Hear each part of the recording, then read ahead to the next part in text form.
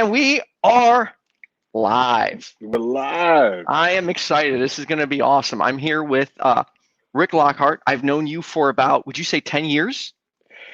Let's see. Maybe a little over 10 years now. Yeah, we met at Tailgaters, right? Or was it TGI Fridays? No, it was Tailgaters. I was trying to figure out what the name of the bar was. I just remembered it was in Bolingbrook. Yes, Tailgaters. That was the one we went to, and I met you as a singer, and you were a phenomenal singer. And although we haven't really stayed in like direct communication, we've remained in contact.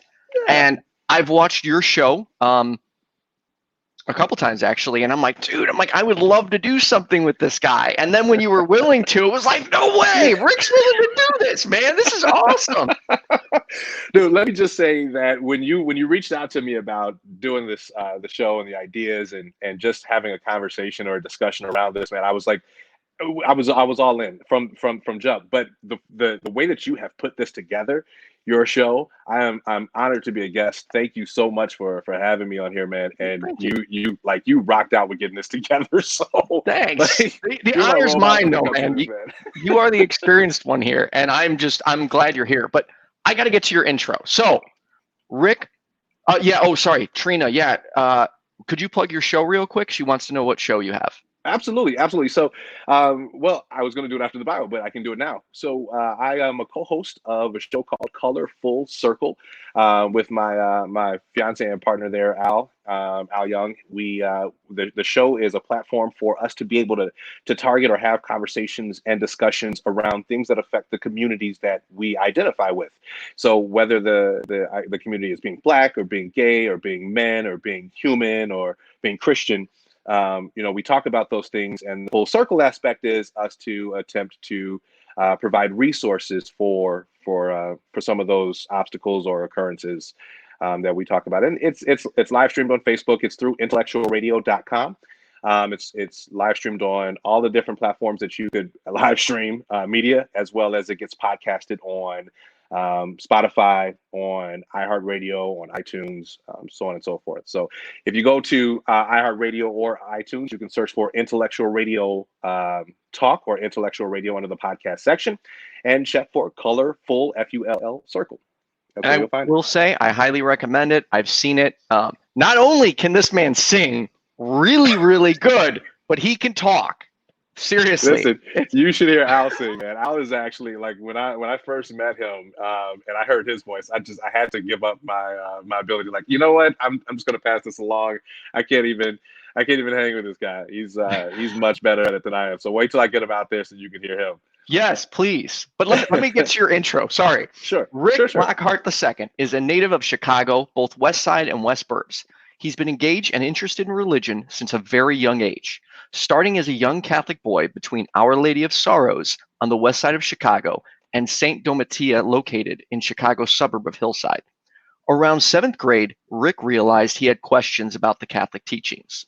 While attending a Catholic high school, Rick shifted from Catholicism to Protestantism, aligning with Baptist and with the Baptist denomination. I'm totally butchering this. I'm sorry. It's okay. It's all right. It happens. You're live. Before graduating, he found non-denominational as a great direction for him. It wasn't until after years of life happening, including him accepting his sexual orientation as gay, that he came to understand the potential of the miseducation of Christianity or the miseducation of church polity. He currently belongs to the faith family, West Point Missionary Baptist Church. Rick had the pleasure of meeting and hanging with me over 10 years ago as a vocal karaoke performer and contestant. Rick is excited to discuss the miseducation of Christianity in black and white. Get it? Black and white. There it is. I didn't come up with that. He came up with it.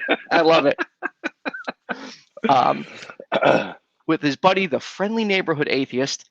Disclaimer: the views and discussion points engaged on this show are the views and opinions of Rick Lockhart II and are not the points or expressions of the faith religion he identifies with now or in the past, any church or organization he affiliates with or has had membership with.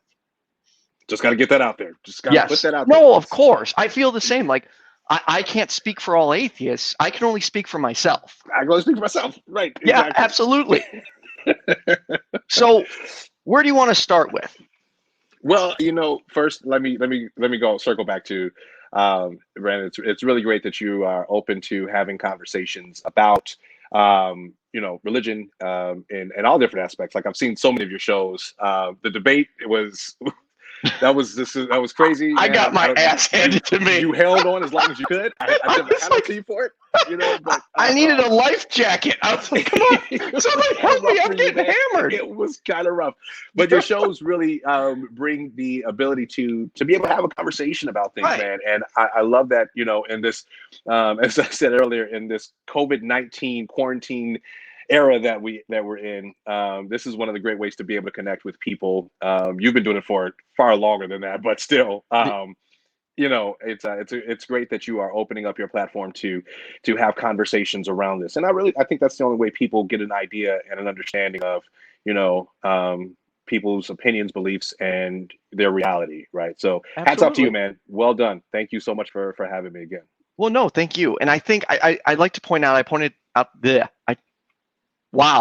pointed this out to you in the pre-show, that I think people often misunderstand my position. To give you an example, a female friend had said to me, like, how do you talk about religion so much? Like, you listen to it all day, you're listening to these shows, you constantly talk. I'm like, I love it. Like, I love, even though I'm not in a religion, even though I'm an atheist, I love learning and I love talking about it. Like, it really gets me excited.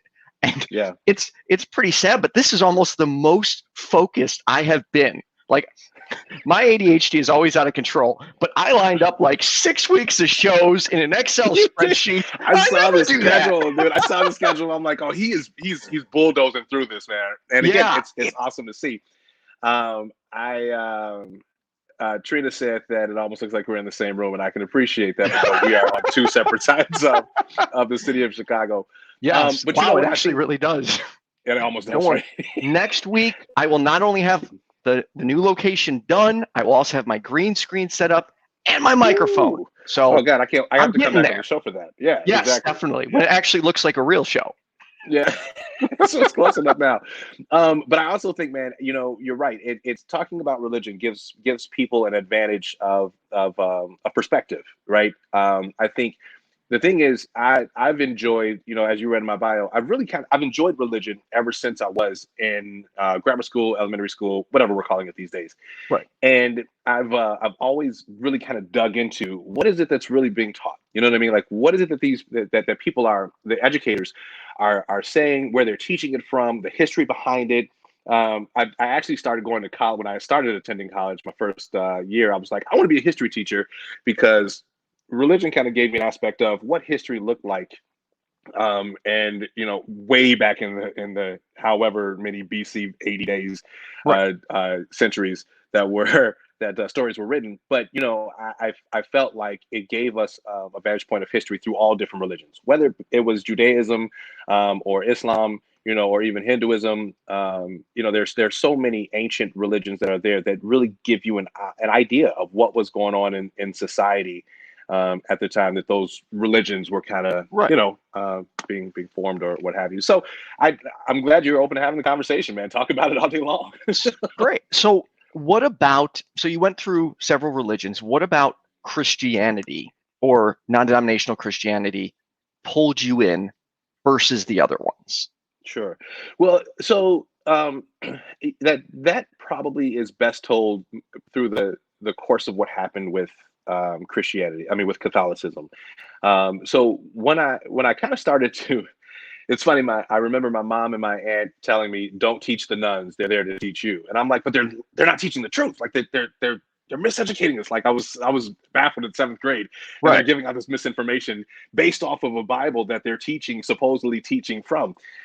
So from there was a church that was like around the street from my house when I lived in Maywood, and it was a Baptist church, and I went there to, kind of figure some other things out, right? So now I'm involved. I went from kind of being engulfed in predominantly white culture to predominantly Black culture, and a different perspective of Christianity, right? There's music, there's praise dancing, there's different format of delivering information from the Bible, and I kind of felt that, like, I enjoyed that. It really kind of gave me some excitement to be involved in a worship service, if you will.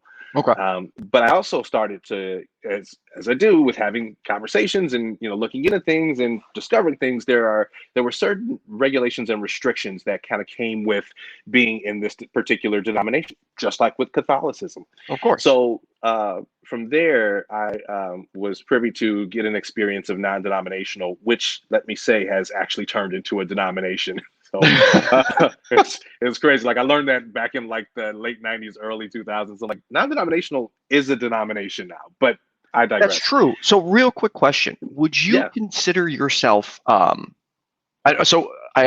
probably going to misquote Larry. I do not want to, but if you had to compare Larry the Christian, yes. Larry the Christian can't be here tonight. I'm so upset. He has to watch this after the fact. Like, I really wanted to participate. Oh, he will. He'll have plenty of comments. He'll have plenty to say. So if you had to compare your Christianity to theirs, are you aligned? Like, are you a biblical Christian, meaning you take both the Old Testament and New Testament and follow it completely? Sure. That's a great question. So, I think for me personally, again, only speaking for me, right, of course. When it comes to the Bible, there are things that are in the Bible that are there to do a few things. They can help inspire. They can help teach you of paths to walk down. They can be of a great influence. But I think when we start taking stories from the Bible as literal literature to enforce a structure, which is kind of what people have done with religion, they've taken the interpretation of that of the Bible. And when we talk about even the Bible, we're looking at the Bible that as is, right? Right. When you do that, you kind of get into I don't want to say dangerous places, but you get into opportunities that influence people to leave Christianity or even leave religion altogether. For me, I take what the Bible says as a way of inspiration, as a way of, kind of when you have any other books that kind of help you center yourself. That's what I think the Bible has the capability to do, and should be used for. But for both Old Testament and New Testament, sure. I also think, though, that when it comes to Christianity specifically, the New Testament is derived because Christianity became a thing. That's really why the New Testament is there, right? So, can you take the Bible apart and live by only parts or portions of it? I think that comes down to the relationship that you have with the Creator, and whatever it is that you call him.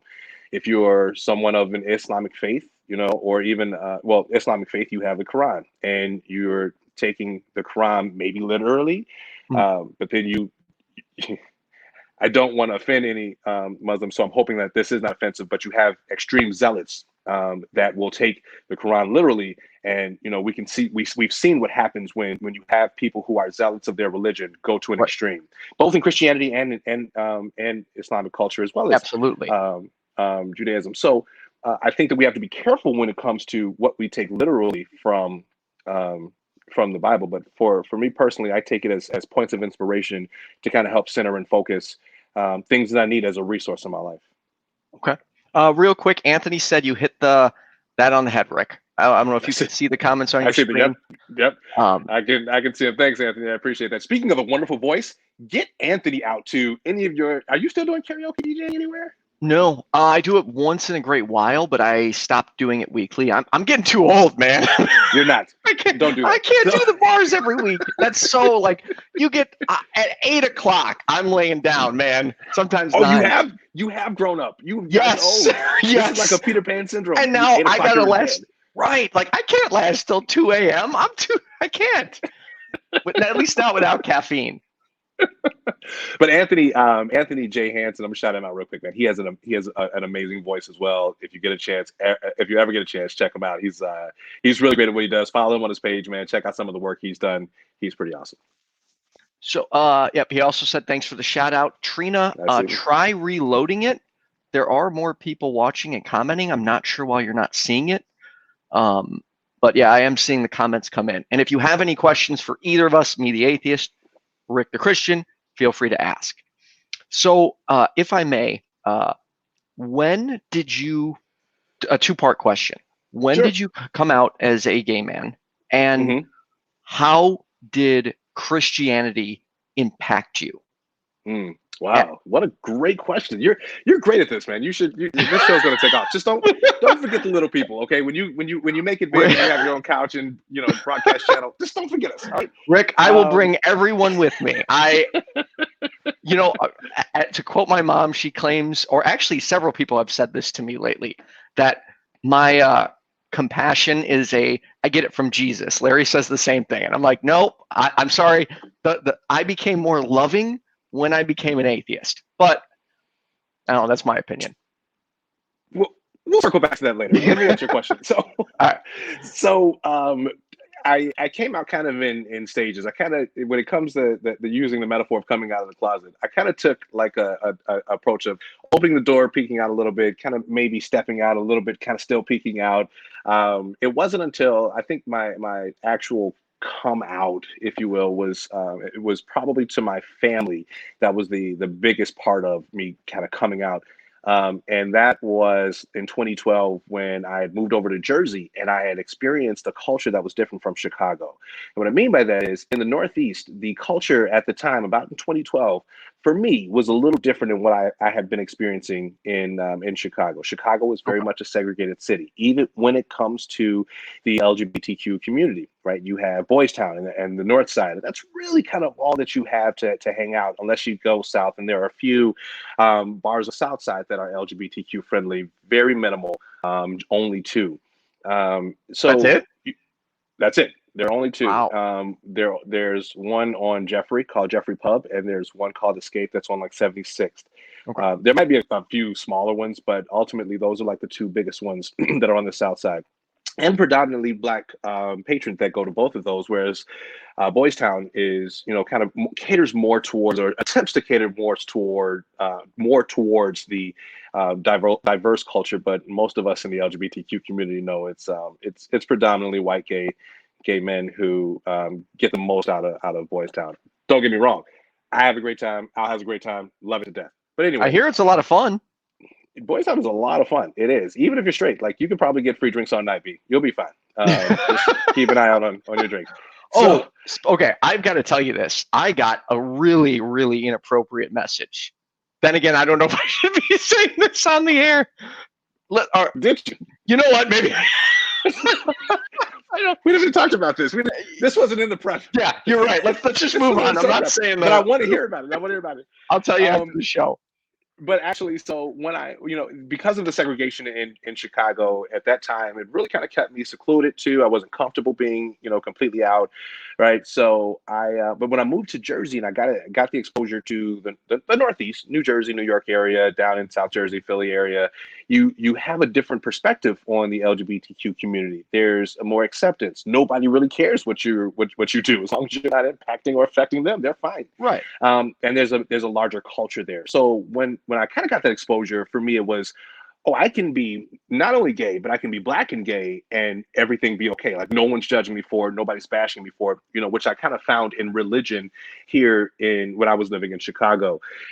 So once I came to that acceptance, and I was dating someone at the time, and I'm like, I really want to be okay with this, but I have to tell my family first before I start putting pictures of us on social media. Absolutely. So it was the Thanksgiving of, I think, 2012 is kind of when I told my mom, and then the rest of my family around the holidays. And after that, it was just, I was open and out. And at that point, I took a different stance on religion. Okay. Christianity predominantly because that's how I identify, but ultimately it was how religion treats those of that community, of the community that I identify with, the community, the LGBTQ community. And for me, what I decided to do was, inadvertently challenge the idea that Christianity, isn't accepting of the gay community. I found that in a lot of churches, there's this, for whatever reason, there seems to be, whatever sin you want to call a sin, there's always this big focus on homosexuality. Yes. It's always like the biggest one. Like you can steal, you can probably even get away with murder, everything else. But if you're homosexual, then that's like the biggest sin. And so that kind of opened my eyes to wanting to explore that a little bit further. And that's why I kind of got to the not conclusion, but maybe the realization that we might not be teaching what Christianity is supposed to be the correct way. I think we're missing some things when it comes to what Christianity is supposed to be. So And may I just sure, ask you a question? So on this topic, yeah, how would you, and I don't want to say explain, but how do you justify the line from the Bible, a man may not lie with a man the way he lies with a woman? Like, I would justify that with any other of those scriptures out of Leviticus. Those are a group of laws that, you know, again, that's one of the ones that people will always refer to, but they miss in the entirety of that scripture, which is always, again, dangerous when you start teaching or taking things literally from the Bible, because what people do is they dissect it and take one line and throw that, you know, but we forget that throughout that whole, if you look at Leviticus, the book of Leviticus, which is where that's from, that's called the book of laws for a reason. Although the brief summary, the original first five books are considered the Torah, right? The Leviticus book was specifically for the Levites, who were the priests or considered the priests at that time. okay. And those priests came up with laws that were to govern, you know, the society that they had, which is ultimately what religion does in the first place. But that particular line also goes with a few other laws: women being unclean, not eating pork, not wearing certain colors, right? These are all things that were laws that would be considered of a sinful nature or against what the law of the religion was. Okay. So I would say that it would be no different than any of those. In that, here's where I think that, you know, I get the most passionate about when we look at Christianity. Specifically with Christianity, you know, I can't speak for Judaism. I can't speak for the Islamic faith, but or religion. But what I can speak for is when it comes to Christianity, we follow Jesus, right? We're followers, and we believe that, you know, all of these religions have documentation that Jesus actually walked the earth and Jesus was actually, you know, a person who existed. In his death, right, on that crucifixion, he left us, well, not before his death, in his teaching, he left only two laws, and those two laws were, you know, love God above everything else and love your neighbor and yourself. His words were, "On this hang all the law," right? So on everything else that was a law prior to, here is where those laws hang. Moving forward, these are only two commandments that I'll leave for you to do. Okay. So Christianity is a religion that should be based around love. And I loved the show, and I can't remember the guest that you had on, who was of the Hindu faith or Hinduism. Yes, Shanna. When I got a chance to learn about what their description of belief was when it came to life and everything being connected, like, that is so deep. I love that. But, you know, when it comes to where I think Christianity ultimately lies, our responsibility, our rules, our regulations, what we're supposed to do, what we're tasked with doing, is loving people, right? And at the end of the day, that's it. So when it comes to what's been written, it's there, but there are a plethora of laws in the Old Testament that we should, if we want to adhere to one, we should be adhering to all. So if I'm understanding you, are you just like kind of throwing out the Old Testament?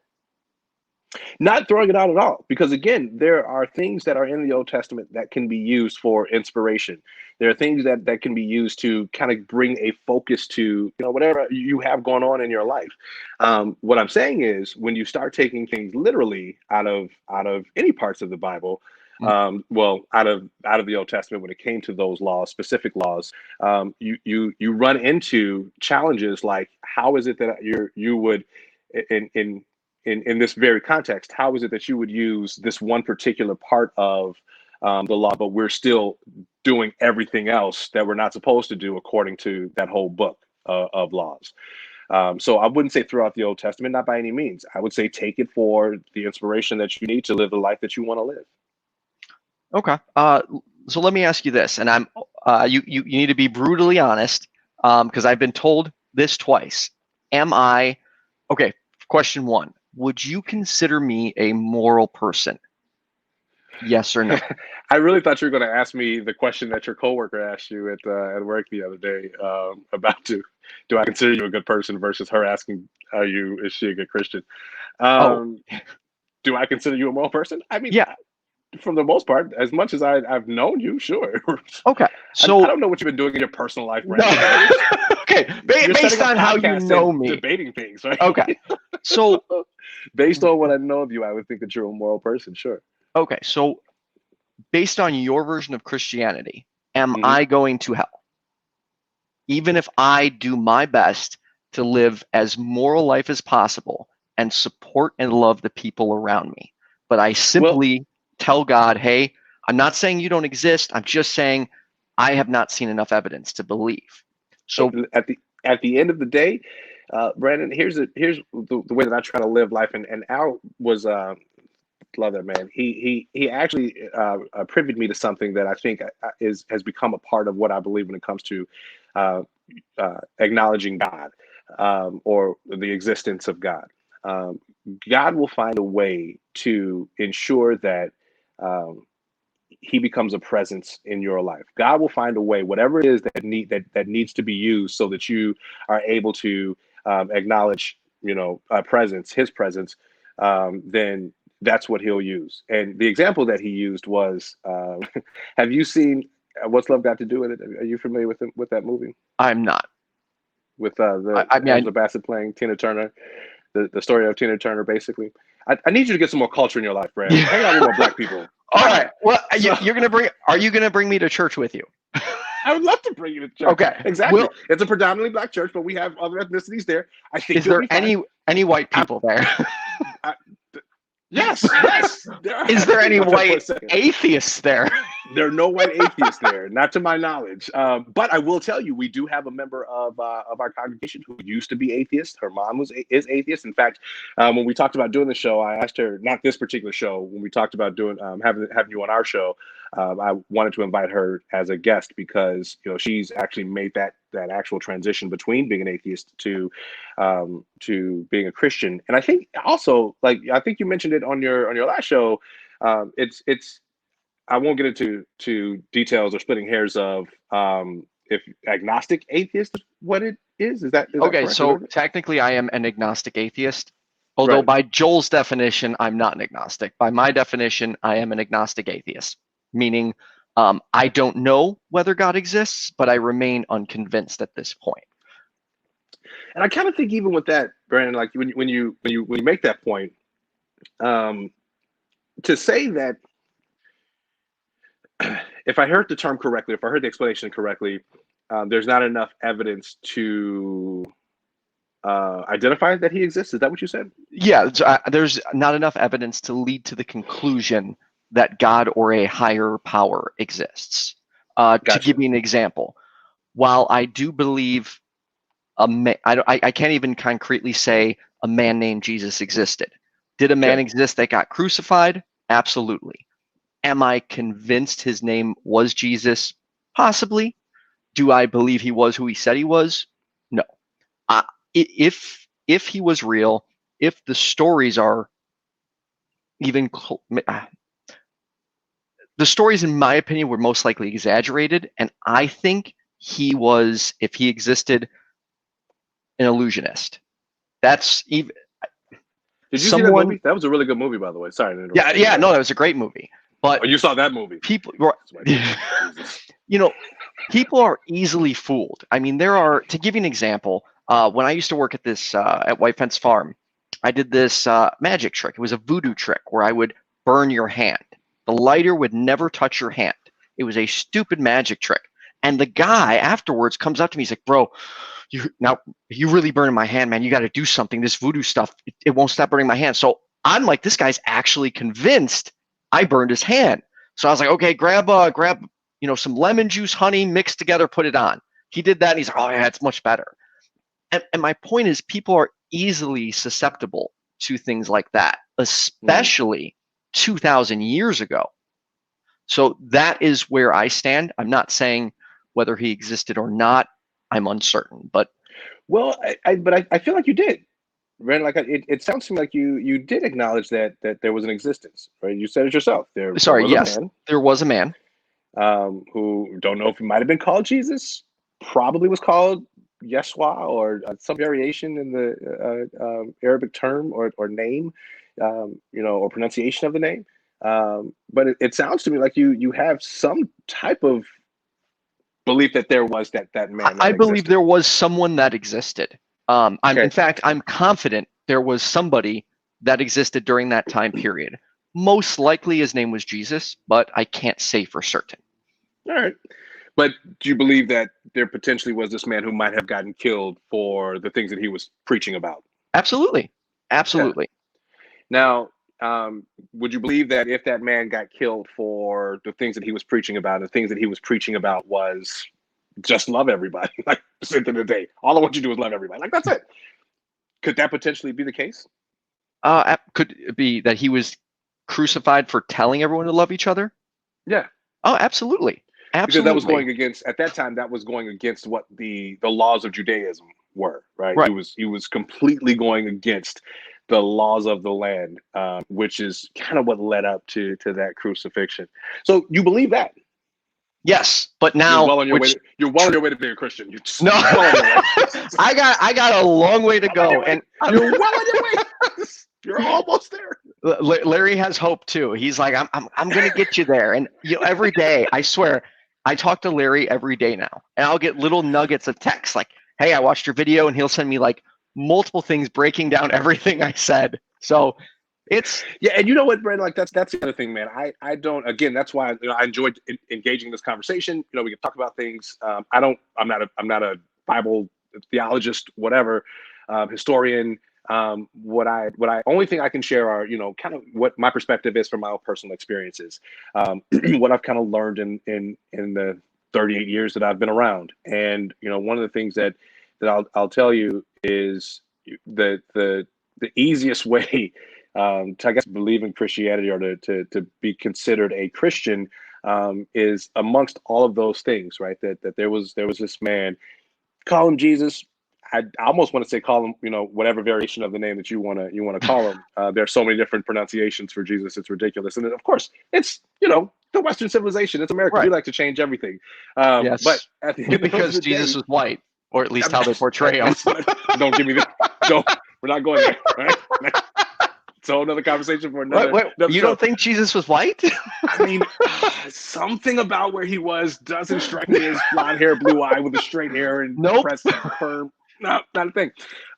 Which that was one of the things that originally kind of got me to, I don't think the Catholics are teaching this correctly. Because, my grammar school years were, like I graduated 8th grade in 95. So, this was back when, there was really that push for Jesus to be white. But anyway, yeah, I think that when it comes to what the basis of Christianity is, or at least the following of Jesus, it's really just that. It's understanding that, that there was a death, there was a crucifixion, or he was forced to die. And if I don't know if you've got a chance to really read up on why he was crucified and what that was supposed to do. Are you familiar with that at all, that story? To the extent that you are, probably not. Okay. So his crucifixion and his death was merely to, and this is why I say all of those old laws that everybody always wants to throw out, when it comes to being a Christian, that's why those laws don't really exist anymore. Because his death was, let me go back to this. In Judaism, all of those original laws, bro, when you committed a sin, when you committed a crime, something had to die. You had to kill something. You sacrificed a sheep or a lamb or, one of your livestock, whatever, right? That was the payment for your wrongdoing. Our belief as Christians is that this man, who is actually, God, who was born into human flesh to actually walk the earth and, live life as a human being, but his whole thing was to change what that law was. To say, all of you all have been doing it wrong, and here's all you're supposed to do. All I want you to do is just love people. Like, love people. That's it. Love God, love people, and that's all you have to do. But what I'm going to do is I'm going to die so that all of those laws of the past are now paid for. That's that ultimate sacrifice that we consider them to be. So at the end of the day, your beliefs in Christianity, or your beliefs in love, would identify potentially, what the same Christian actual beliefs are as well. The crucifixion of him was and believing that this man that walked the earth actually died, was the payment for all of those laws that were in the past. So you're well on your way. You're well on your way. I think maybe by once this quarantine thing is over, we might have you as a believer in Christianity, bro. I don't know. That's if you get me there, I'll of course admit it. Larry was hesitant before. He's like, what if your show takes off and you become a Christian? Are you still going to call it, atheist versus theist? He's like, that seems. I forgot how he worded it, but no, I mean that's the thing. I'm not going say this all of a sudden took off and I was making money. If you convince me to be a Christian based on even my current secular principles, I would abandon the name instantly because it would be dishonest based on my morality. Well, Brendan, let's talk about that a little bit because I'm curious. Walk me through how you got to the place that you are now. That Sure. There's not enough evidence that, your mom says that you got little Jesus in you because you're a more person to love people. So clearly there was something that might have transitioned you from believing in religion or Christianity into this. So what happened? Walk me through the story. So I'll try and sum up my earlier years and then just so I was born, I don't want to say in a Christian family, but yes, we believed in God. When I went to Catholic school for 6th through 8th grade. Oh, that's what happened. I'm sorry. Listen, it's been rough. I know. I understand. I'm there with you, brother. Hey, at least never mind. I was gonna make a comment. Me either. So we made it. So I will say though, it was actually surprisingly my favorite school, and I know many people don't say that, but I had a tremendous experience there. And to give you an example, now I want to be very clear. In 6th grade, I heard the term atheist, so I used it in school. I didn't really know what it meant, but my buddy had said, "Dude, you cannot say that in this school. You'll get kicked out." Next thing I know, I'm getting called down to the principal's office, and the principal is a nun, Sister D, and I am mortified. Like I am just like, "Oh no, my mom is gonna kill me." So she brings me in the office and she asked if I said that I was an atheist. And I said, yeah, like just terrified. And she's like, "Okay, do you know what it is?" I was like, "It means I don't believe in God." She's like, "Okay." She's like, you don't need to be so scared." And I'm like, "Well, I'm really sorry, Sister D." She's like, "It's okay. I just wanted to talk to you about it. You can go back to class." And I was like, I'm not in trouble. She's like, "No, you're not in trouble. I just wanted to talk to you about it." And to this day, Sister D was one of the most loving, kind people I've ever met. And I was very sad when she passed. Like I had a tremendous experience there. Anyways, throughout high school, I was a Christian.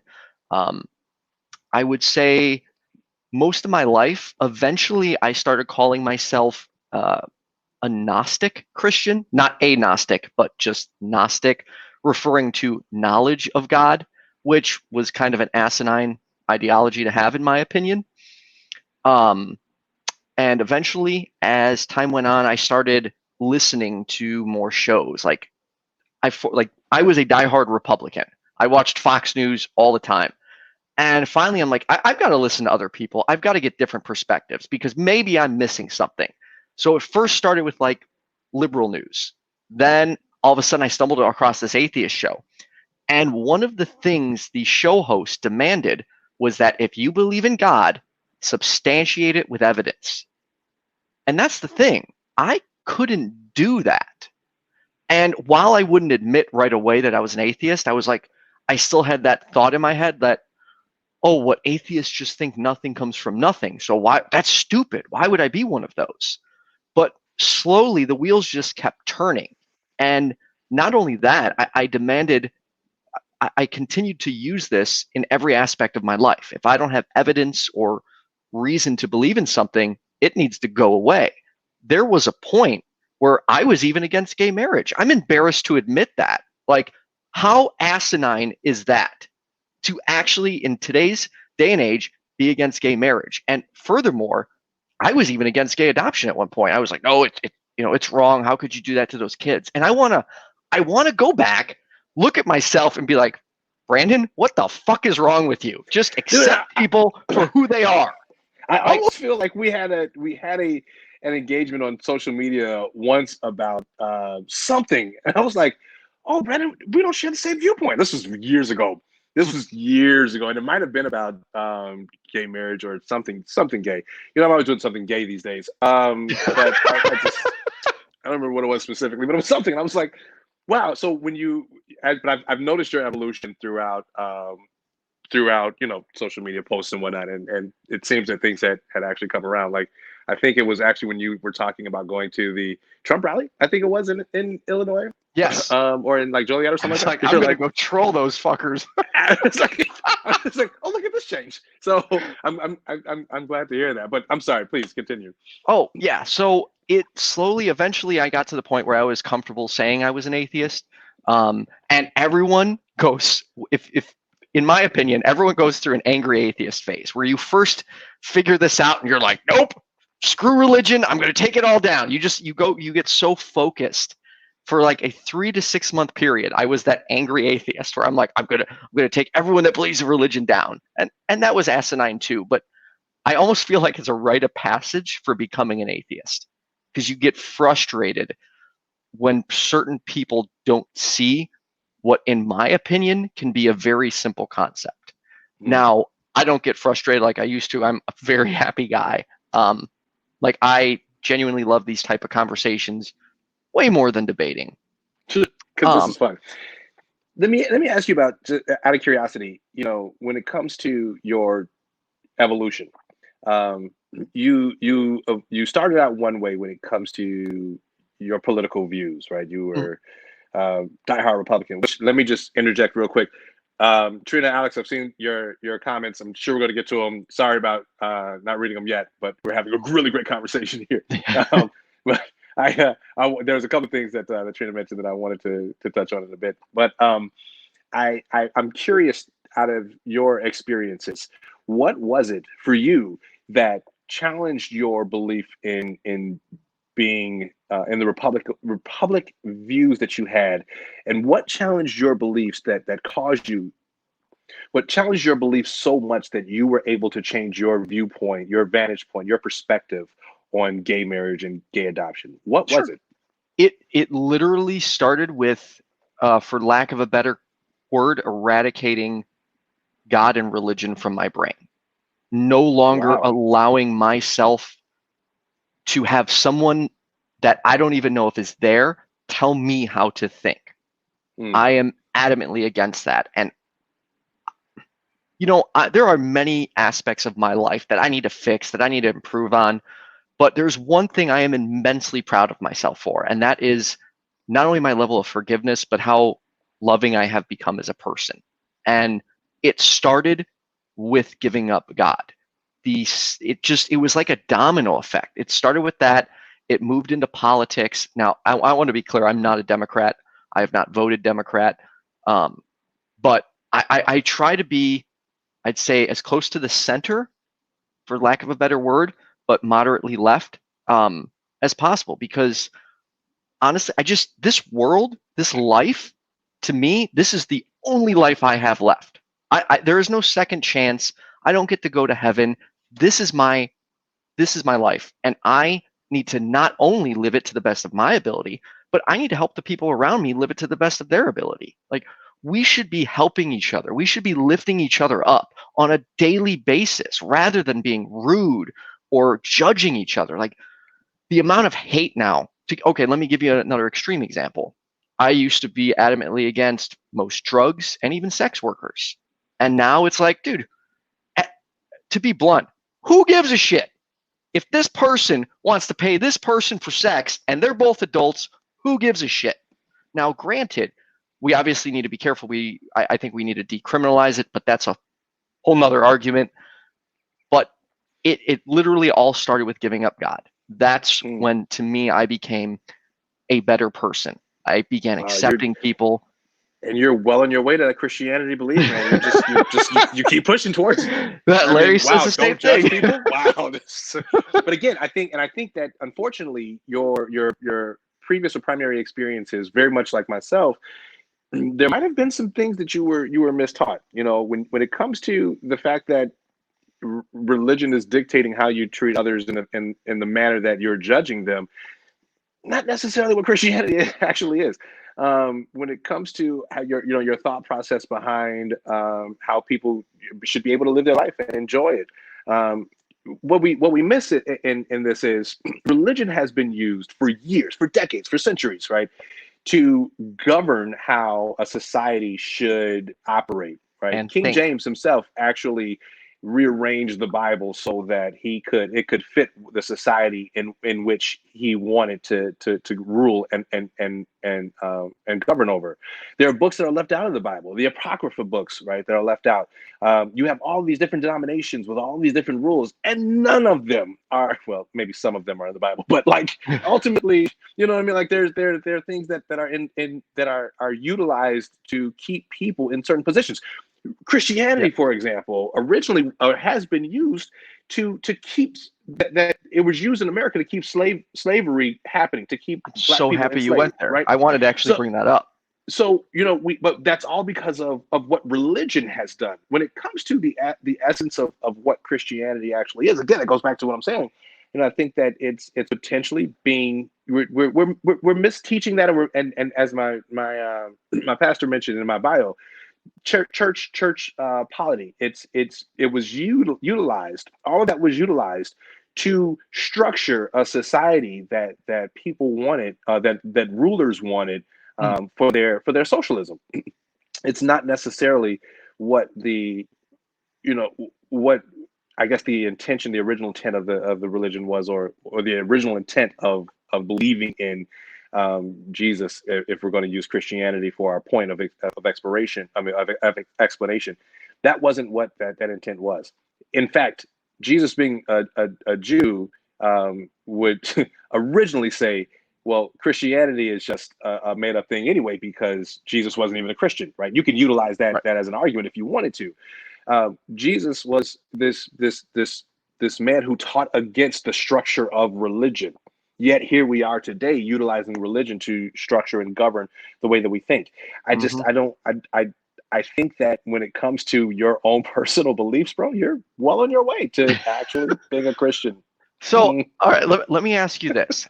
What would you, let's, so I spoke with Joel last week, and he has a very, very different version of the Christianity you have, which to me is just another point of why I don't believe in, religion or God, because we've got so many variations, and all, if we put 10 different people in a room from different religious backgrounds, we're going to get 10 different stories. So how do I, an atheist, how do I know which one of you is telling the truth? How do I know which one of you is actually getting your message from God? Just Um, totally waiting for the "you people" and remark. oh, I would not, I would never say that. I would never.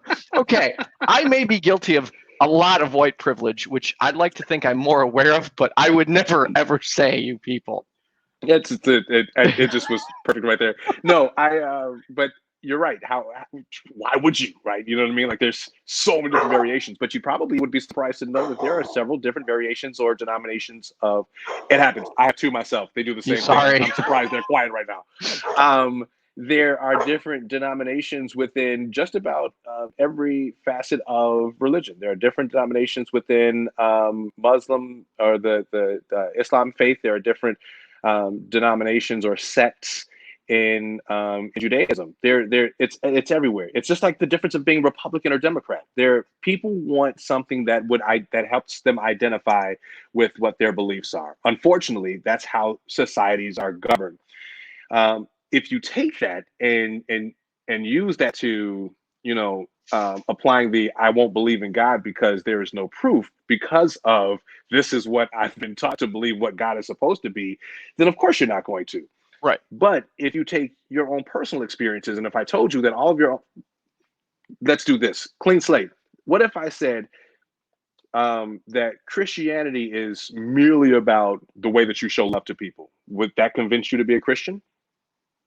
So I guess it would depend on your definition of Christian. Would it convince me that that might be Well, see, that's uh, the thing. a That's the thing. So good moral you went base? back to what you've been taught Christianity is, right? That's literally what you just did. Well, it depends on what Christianity, what you mean by Christianity. If I just Right. simply said Christianity being this new thing, let's just say it's a new thing then. Okay.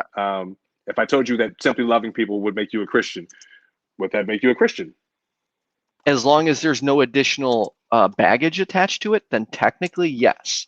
But if becoming a Christian included that belief in God, then I would say no. If it was only that foundation about loving other people, then yes. So, and if I told you that every aspect of every time you had an opportunity to show love, that's what God is. I mean, again, so I can't necessarily get there because you have to show that one, God exists, and then two, that God is love. Why do I have to? Well, we'll get to the scripture that says God is love later, but oh, there it is. Thank you. I was like fading into the darkness here. Leave that black joke alone. So I'll get to the scripture about God being love later. However, if I said that, again, clean slate, we're just kind of talking about not based off of what we've learned, but just from here moving forward. If I said that every moment that you had a chance to express love, receive love, show love is God. That's the presence of God. Not based off of what you've been taught about God, but just that theory right there. Is that something you could potentially believe? See, the problem is, again, you're attaching, so love, that's one thing, but you're attaching, God or a higher power to it. So I can't, at least right now, I can't get there yet. Okay. Because I just... And it takes a process. It literally takes, and here's something, Brandon, that I had to do when it came to accepting my sexual orientation. I had to literally, and I still do this on a daily basis, I might add, I still have to go through and combat what I've been taught about same gender engagements, the being gay. I still combat what I've been taught about that versus what the reality is. You yourself have gotten to a point where you've been able to accept that gay marriage can be a thing, that two people of the same gender can actually love each other based off of the fight or struggle that you may have had in the past of what you've been taught. You were able to combat that. It's something that I still do because religion seems to be that one thing, especially when we learn it at such a young age, at such a tender growing age, right? That is impactful. It's memorable. It makes lasting impressions, right? Imagine having to do that same thing when it came to what the concept of God is. The concept of God as a creator, and there are many concepts that religion bestows on God. The one thing that I personally believe when it comes to Christianity is based off of what I've learned about or had to relearn about the life of Jesus, the person that we follow in this religion, and his teachings, is that when you talk about love in every aspect, then you're talking about God, not what people have taught you about what God is, but simply or merely based on the fact that every instance of an example that Jesus used to display what a life should be like as a follower of him included loving someone. That's where I was able to grab onto the fact that we might have been miseducating people on what this is. So can you, obviously we don't have much time, but is there a way you can get me from where I'm at right now to where you're at? Or what would it take to get me to where you're at? Well, did you change your viewpoint on gay marriage in a day or on a show? No, of course not. Right. So I think it would take instances of someone being able to say, just like now in this conversation, every point where I say, hey, you're getting a little closer to Christianity. We can walk through some things, and probably maybe even point out some of those instances that would say, hey, that might be God. They're showing up. But what it does take is a combat of the things that you've been taught at a young age that have given you the perception that you have today. Hey, people are saying, or people have taught you that God is this deity of a man and has made all of these instructions and put all these rules in place, and you have to follow them or you're going to hell, and that's the end all be all to it. And it's just not that simple. And unfortunately, when it comes to religion, again, because it's this man-made structure of governing society, we've narrowed ourselves down to identifying God in that. And I'm one of those believers that don't think that that's necessarily the case, So specifically when it comes to Christianity. I would also say Christianity just might not be the thing for you. Might not be the lifestyle that you right. want. You know what I mean? So there are other, aspects out there, other religions out there to as you like to have conversations about religion. There are other things out there to explore too. But one of the things that I think I can guarantee at the end of the day, when it comes to your morals about loving people, you would probably get away with identifying most as a Christian. But Sorry. so It's okay. We'll the spend some time only together. I'm going to disagree with you there because so All I have a right. colleague who is I work with him. He's Muslim, and he is one of the most patient, loving people I've ever met. Like So, I always my tell him, brother-in-law, I have a brother-in-law who is too. And I was like, when I came out to him, I was terrified. And he was the most accepting, loving, patient. He's the most patient father, most loving father, husband like I've ever seen. Like he's been my big bro. I love him to death. But so yes, there is that possibility. Maybe I need and to check out some Muslim you, religions too. you I should don't know. because he is. I now they follow some. I don't want to use the word crazy. Sorry, but they follow some There you very go. strict rules. Yes, they Especially, do. like every Friday he goes away from his desk at like 12:30. He goes to the mosque and prayers for an hour. Yeah, I can't do this in the Muslim faith, so No, not my thing. Yeah, it's not. but I can't identify with that. so by his standard, I'd probably be a well, I guess I'd be a bad Muslim, but I could see the loving side coming from Islam as well, just based solely on my experience with this individual, not Islam as a whole. Yeah, yeah, but I think that then you also have those regulations too that are regulations, those practices Right. that are in place. And it's not practices to say that you go to heaven or hell, which I'm not sure what the repercussion is if you don't follow some of those practices. I think that some of their laws are pretty strict on Yes. what where you end up after if you don't follow certain procedures that and practices that they have. At the end of the day, with Christianity, that's not necessarily the case. So can You I? ending up in No, sorry. yeah. Go ahead. Well, I was gonna say, I mean, where your soul ends up. Again, I can't speak for the whole religion. For me personally, I think when we talk about energy isn't created nor destroyed, it just transitions, right? Mhm. It just transfers into different forms, whatever. I think that, when it comes to how we spend the rest of eternity, what that looks like, potentially could be in either a place that is the presence of love all around you or no love at all. Right. Like being in a place that there's absolutely no love is, to me, sounds like the worst hell anybody can be in. Yeah. And again, taking the Bible literally would probably distract you from being able to see that, right? You would see a fiery pit or this place with angels and sunlight and choruses of harps and shit playing. Mhm. Whereas it could potentially just be when that transference of energy happens, you're in a place that is the most comforting and loving place that you've ever been in your life, that you could ever remember being. Also, who's to say, I say this all the time, we only have one life that we remember.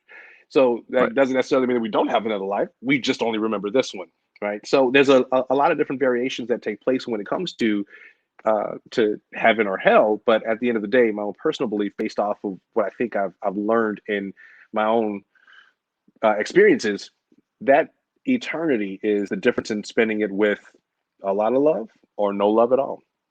So I have a two-part question, but before I do that, I forgot to show off my shirt. Each week I have a new shirt. Yes. In science we trust. Oh, And here you go so with science. I try and have a new atheist shirt every week or Wait, but secular that's not an shirt. atheist shirt. That's just saying No, you you're trust in right. science. That's all Or it is. And I something in the same appreciate that. format. Thank you. So thank you, Brittany Abney. Oh, wait, Rick? Oh, there we go. All right. So thank you, Brittany Abney. She made the shirt. Appreciate it. But two-part question, and I'm circling back to the beginning a little bit. Uh-oh. I want to hold your feet to the fire, so to speak. Are you still there? Can you hear me? I can't hear you now. Crap. Can people in the audience hear me? Hold on. Let me see if I go out and go back in. Yeah, try that. Wait, can I go out and go back in? Wait, can you hear me now? He still can't hear me? No, No. I can't right now. What about now? No, not yet. All right. Hold on, let me try.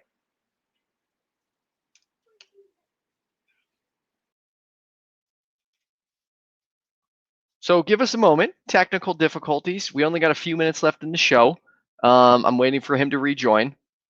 Okay, so they could hear us both. Yeah, I could hear him too. I don't know why he couldn't hear me. Can you hear me now? I can, yes. There we go. All right, cool. There we go. Sorry about that. No problem. So I'm gonna hold your feet to the fire a little bit. Okay. Yes or no? Based on my explanation of my beliefs, am I going to hell from your understanding of Christianity? No. Why not? Why are you?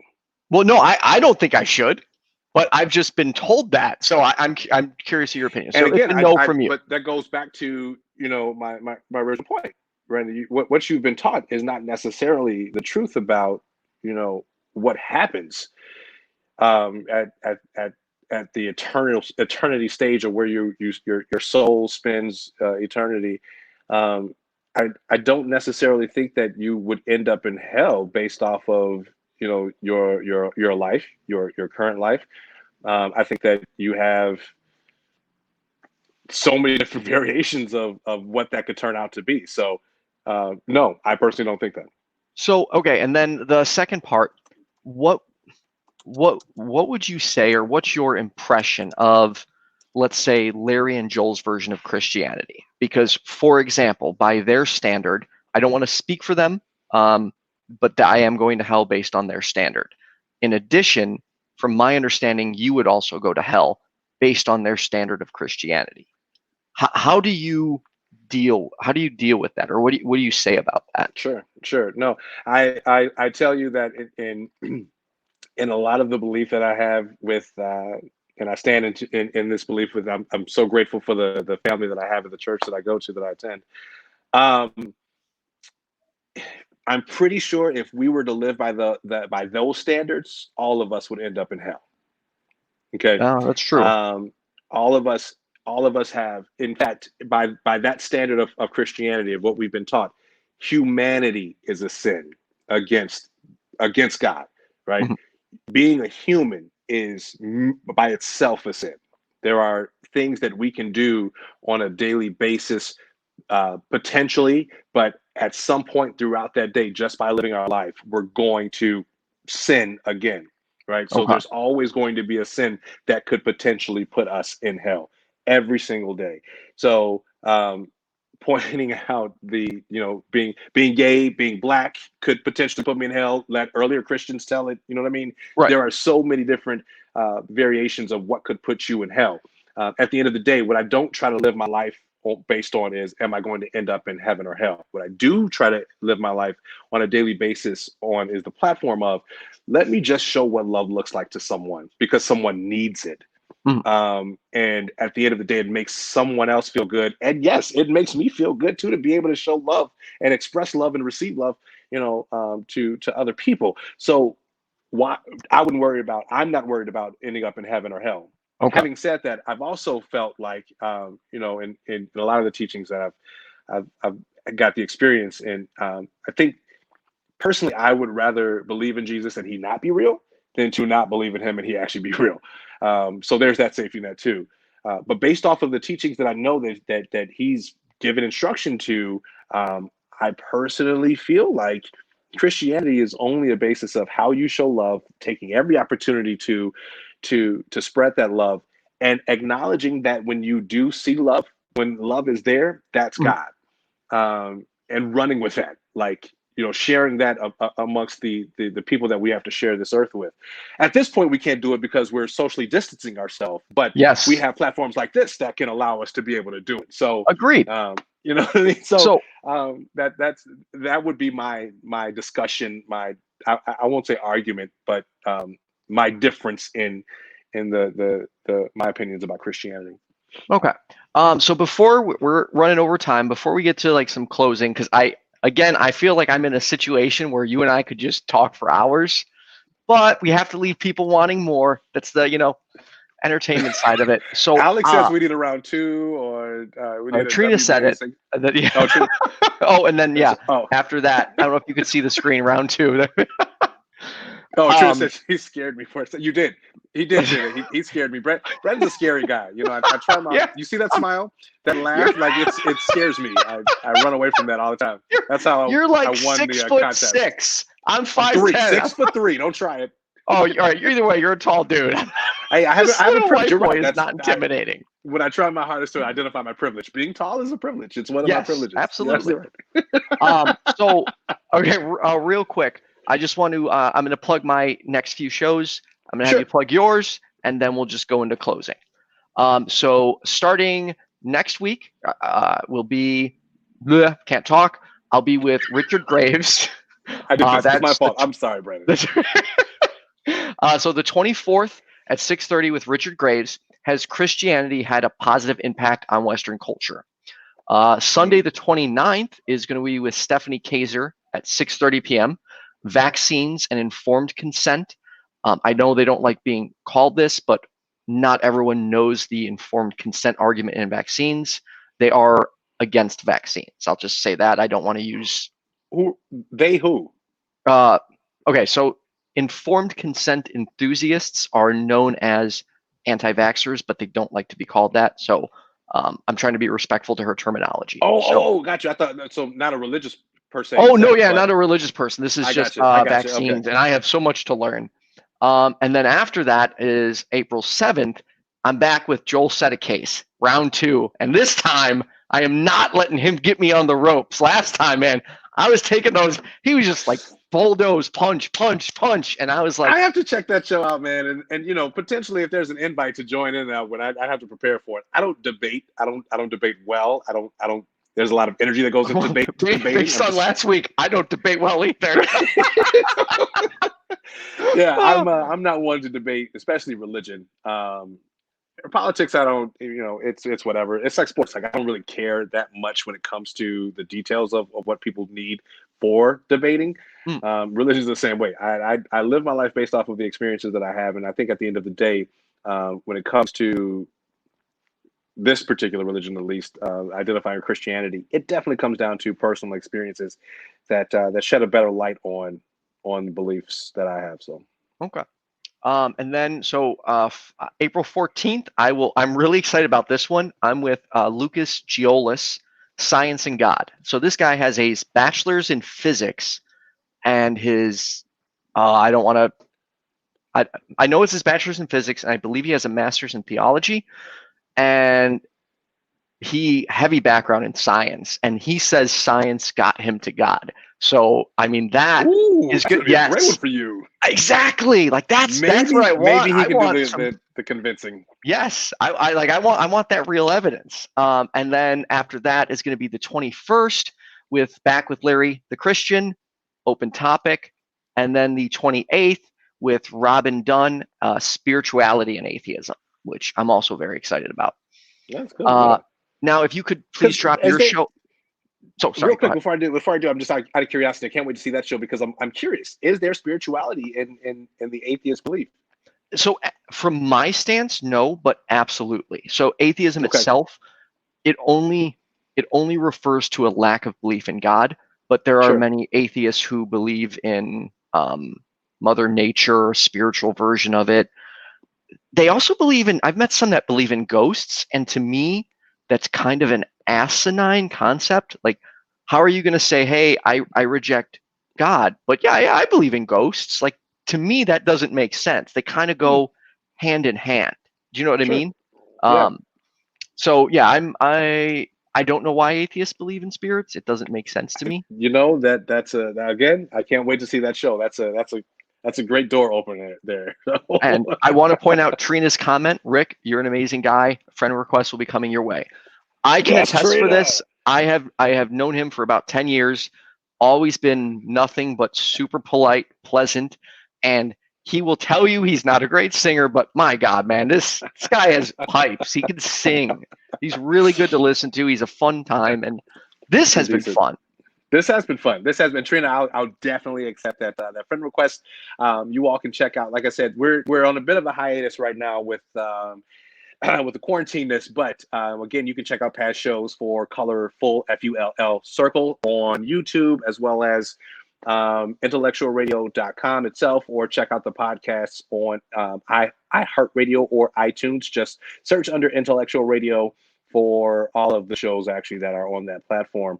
And if you happen to go to my page, you can on Facebook or on Instagram, you can see all of those shows there too as well. But it's Colorful FULL Circle. Hopefully we'll be back on Monday nights at 8 p.m. Broadcasting live here on Facebook, as well as YouTube and Spreaker and Spotify and all of them. All those platforms. All those platforms. I still got to figure out how to get mine on Spotify. I'm sure there's a way. I don't know what there might be a fee or something that's associated with, because everybody wants money these days.